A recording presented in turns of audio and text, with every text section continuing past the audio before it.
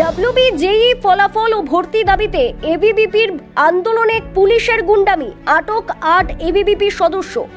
অখিল ভারতীয় বিদ্যার্থী পরিষদের ডাকা ডিএম অফিস অভিযান ঘিরে উত্তেজনা বাঁকুড়ায়।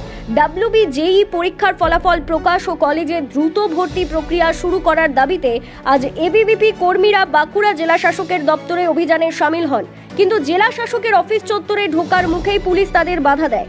অভিযোগ, মিছিল আটকাতে গিয়ে পুলিশের সাথে তুমুল ধস্তাধস্তি হয়। পুলিশ 8 জন আন্দোলনকারীকে আটক করে থানায় নিয়ে যায়। আন্দোলনকারীদের অভিযোগ, শিক্ষার্থীদের ন্যায্য দাবি না শুনে সরকার প্রশাসনকে কাজে লাগিয়ে আন্দোলন দমন করতে চাইছে। পুলিশের এই ভূমিকার তীব্র নিন্দা জানিয়েছে এবিভিপি।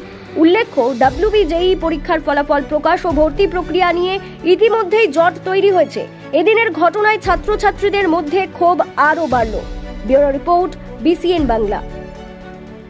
আজকে বাঁকুড়া শহরে ভারতীয় জনতা পার্টির স্টুডেন্ট উইং অখিল ভারতীয় বিদ্যার্থী পরিষদের যে ডিস্ট্রিক্ট ম্যাজিস্ট্রেট ঘেরাও কর্মসূচি ছিল, সেখানে বাঁকুড়া পুলিশ তথা পশ্চিমবঙ্গ পুলিশ যে সম্পূর্ণভাবে তৃণমূল কংগ্রেসের দলদাসে পরিণত হয়েছে তার উদাহরণ সম্পূর্ণ বাঁকুড়াবাসী এবং পশ্চিমবঙ্গবাসী দেখল।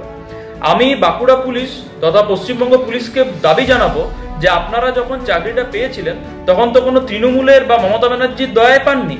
আপনারা যে চাকরিটা পেয়েছেন সম্পূর্ণ নিজস্ব যোগ্যতায় পেয়েছেন। কেন আপনারা তৃণমূল কংগ্রেসের দলদাসে পরিণত হয়ে গেছেন? একটা গণতান্ত্রিক স্বাধীন দেশে গণতান্ত্রিক পদ্ধতিতে যে কেউ আন্দোলন করতে পারে, যে কেউ যে কোনো জায়গায় ডেপুটেশন দিতে পারে, সেটা আমাদের অধিকারের মধ্যে পড়ে।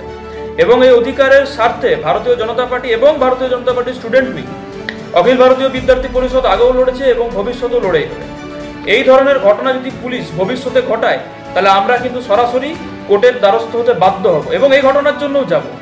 যে পুলিশ এখানে এই ঘটনা ঘটেছে প্রত্যেকের ভিডিও ফুটেজ আছে, আমরা কিন্তু কোর্ট পর্যন্ত যাব। এটা কিন্তু এত সহজে আমরা থামবো না। এই ডেপুটেশন কর্মসূচিকে ঘিরে যে ঘটনা আজকে ঘটলো তার তীব্র নিন্দা জানাচ্ছে ভারতীয় জনতা পার্টি এবং ভারতীয় জনতা পার্টির স্টুডেন্ট উইং অখিল ভারতীয় বিদ্যার্থী পরিষদ। এই ঘটনাটির সঙ্গে সম্পূর্ণভাবে যোগ রয়েছে পশ্চিমবঙ্গের শাসক দলের, কারণ তাদের কথাতে পুলিশ এই ধরনের ঘটনা ঘটেছে এবং যে পুলিশ এই ধরনের ঘটনা ঘটেছে তারা মনে রাখবেন 2026 কিন্তু খুব সামনে। সেটা মনে রেখে পরবর্তীকালে এই ধরনের ঘটনার সঙ্গে আপনারা যুক্ত হবেন।